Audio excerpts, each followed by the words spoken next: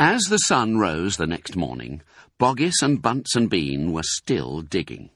They had dug a hole so deep you could have put a house into it, but they had not yet come to the end of the Foxes' tunnel. They were all very tired and cross. "Dang and blast," said Boggis. "Whose rotten idea was this?" "Bean's idea," said Bunce. Boggis and Bunce both stared at Bean. Bean took another swig of cider, then put the flask back into his pocket without offering it to the others. "Listen," he said angrily. "I want that fox. I'm going to get that fox. I'm not giving in till I've strung him up over my front porch, dead as a dumpling." "We can't get him by digging, that's for sure," said the fat Boggis. "I've had enough of digging." Bunce, the little pot-bellied dwarf, looked up at Bean and said, "Have you got any more stupid ideas, then?"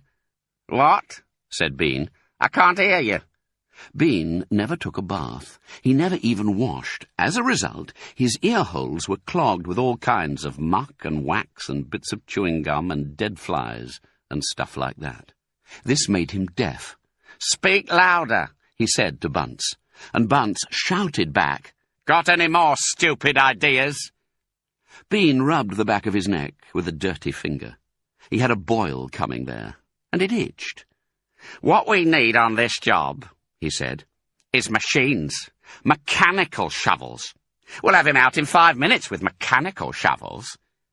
This was a pretty good idea, and the other two had to admit it.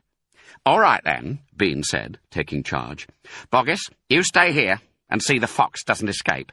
Bunce and I will go and fetch our machinery. If he tries to get out, shoot him quick."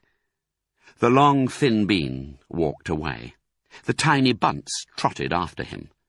The fat Boggis stayed where he was, with his gun pointing at the foxhole. Soon, 2 enormous caterpillar tractors with mechanical shovels on their front ends came clanking into the wood. Bean was driving one, Bunce the other. The machines were both black. They were murderous, brutal-looking monsters. "Here we go, then," shouted Bean. "Death to the fox!" shouted Bunce. The machines went to work, biting huge mouthfuls of soil out of the hill. The big tree under which Mr. Fox had dug his hole in the first place was toppled like a matchstick. On all sides rocks were sent flying, and trees were falling, and the noise was deafening. Down in the tunnel, the foxes crouched, listening to the terrible clanging and banging overhead. "What's happening, Dad?" cried the small foxes. "What are they doing?" Mr. Fox didn't know what was happening, or what they were doing. "It's an earthquake!" cried Mrs. Fox. "Look!" said one of the small foxes. "Our tunnel's got shorter. I can see daylight." They all looked round, and yes, the mouth of the tunnel was only a few feet away from them now, and in the circle of daylight beyond, they could see the 2 huge black tractors almost on top of them. "Tractors!" shouted Mr. Fox, "and mechanical shovels! Dig for your lives! Dig, dig, dig!"